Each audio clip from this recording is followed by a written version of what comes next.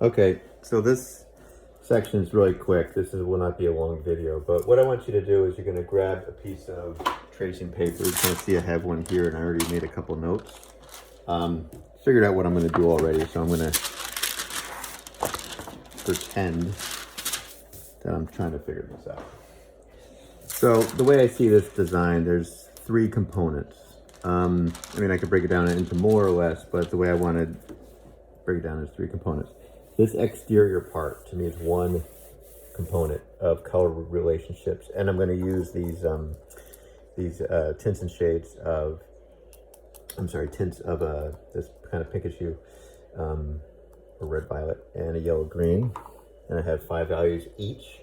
So I'm going to do a step gradient, or 2 hue gradient, where it goes 1 1 2 2 3 3. Then I'm going to apply a value shift. So on this side, it's going to be 2 values darker than this side. And I'll explain that in a second. The other component is right there, this kind of figure 8 shape here in the center.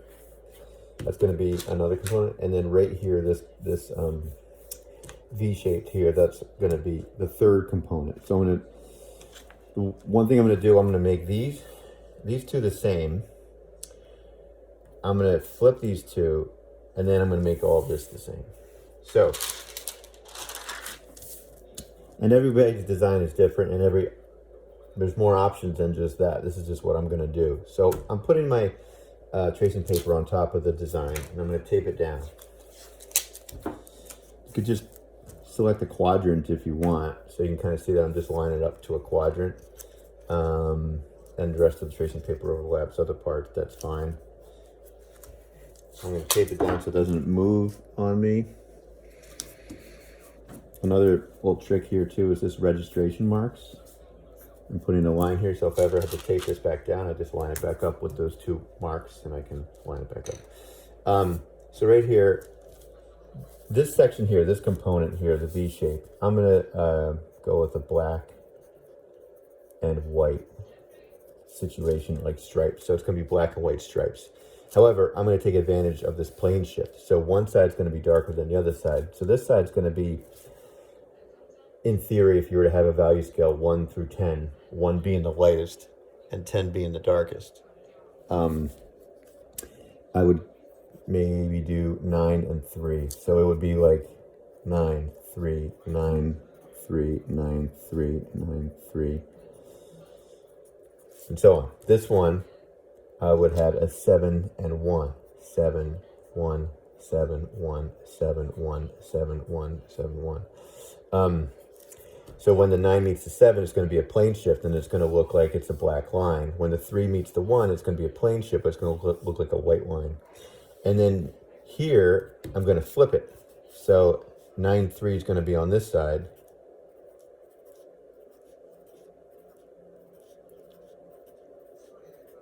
And I'm starting with black on the exterior on both of them. And then 7 and 1, 7 1, 7 1 is going to be on the opposite side. So I'm flipping these so that it has symmetry. If I keep them both on one side, it's going to be heavy on one side. So you want some form of symmetry with the overall design. After that, I've decided to do it's not a single hue gradient, but it's a single gradient from one color to another color. So the color I'm going to do here is basically going to be a color similar to this. The exact same color, actually. So it's going to be this red violet. And then it's going to transition into a blue. And then it's going to take 1, 2, 3, 4, 5, 6, 7 steps in order to go from red to blue. I'm going to repeat this on this side. So you can't really flip it. I'm not going to take advantage of the value shift there. I'm just going to keep it even. So it's going to have like a blue line all the way around. And then it's going to 1, 2, 3, 4, 5, 6, 7. So when I make my value scale between the two, what I'm going to do is I'm going to mix up a bunch of this, a bunch of blue, and then I'm going to slowly add more blue to this, and increasingly creating a gradient. I'll probably make a videotape, or I'll make a video of that one when I get to that stage. And then this guy here, based on what I have, because I have 5 values of each hue, and I want to use those because I just mixed them, they took me time, and I'm going to go for it. This one's a little different. What I decided to do, I think it was 3 and 1, 2, 3. 1, 1. These both are going to be 1. So 2, 2, 2, 2. And when I mean 1, 1, it's 1 red, 1 green. 2 red, 2 green. So if you want to label them with a G and an R or whatever you're going to do, and I'm calling it red instead of pink. And this was, since this is red, this is green. So every stripe is a different color. This is red. And this will be 3, 3, 3, 3. And then on the other side of this plane, because the way this worked out, I only have so much here. I didn't have to mix 2 values darker than what I already had because I wanted to take advantage of this plane shift. It kind of just worked out for me. So right here, see where it says 1, 1? I'm going to go 2 steps darker over the plane shift. So this is going to be 3, 3. And then this is going to be 4, 4, because it's 2 steps darker than the 2. And this is going to be 5, 5. And this right here is going to be 2, 2, 3, 3. Oh, I'm sorry. Crap. Should have been 1, 1. So when you're mapping out your color, just check it twice. 1, 1. And then once you're down to 1, 1, you go back up to 2, 2, and I think there's a little space for a 3. After here, I was able to go back down to 4, 4 because this side of the plane is finished. It's not going to show, and I think it was a great opportunity for me just to continue on with what I had. So then it's 3, 3, 2, 2, 1, 1, 2, 2, 3, 3, 4, 4. And basically, I'm just making a paint by number. And if you want to see what it looks like, you can just grab your brush, paint right on the, I'll just grab a 3. Paint right on the tracing paper. And if this is a 3, I think I'm going to paint a 3. Well, too much there. And again, you don't have to use tape. You can just like crudely paint that 3 and see what it looks like. If I have another 3 somewhere, I just don't know if it's a red or a green. I should have put red, green, red, green. But after you do that, clean your brush. Make sure you get all the water out. Squeeze it hard. And then you can get your, I think that's a 2 green there.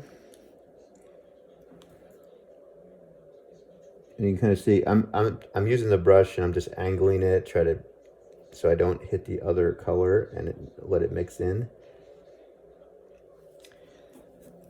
I'll do one more, just so you can kind of see what I'm doing.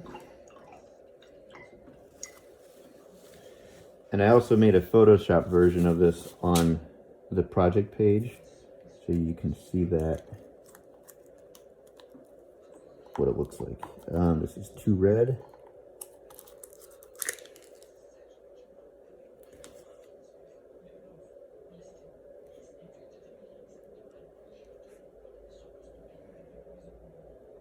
Don't use all of your paint because you only have so much.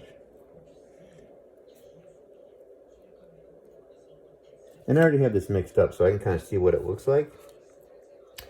You probably won't have your colors mixed up yet because you're trying to figure out what your system's going to be. So then you can just mix it up on your palette and just paint on top of here. Again, it doesn't have to look good. It's just for you to get a quick visual. And also, if you have a Photoshop experience, or you just have like a simple painting program, a digital version, and you can just kind of upload your image and see what it looks like, try it out. That's what I did with my Photoshop version, and it might be a little faster than what I'm doing now, which I'm totally fine with. Some people like to work this way, get a sense of the paint. Some people like to work the other way. Some people like to do both. It's your call. So you can kind of see what I'm doing here.